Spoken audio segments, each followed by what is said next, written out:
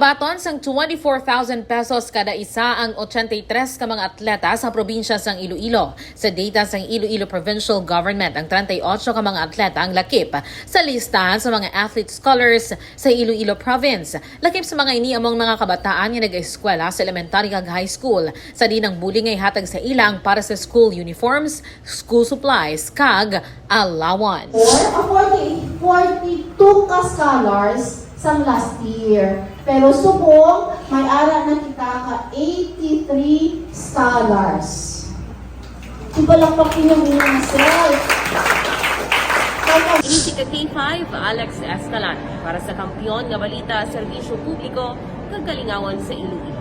K5 News FM. This news is brought to you by, do you feel tired all the time? Do you have frequent infections? Do you have always cold? It's a sign of low immune system. Boost your immune system with Clinica D3 Bio, antibacterial, natural antioxidant, immune system booster. Clinica D3 Bio has vitamin D3, lauric acid, and monolurine to fight against all viruses. Try Clinica Vitamin D3 with Coccus nocifera.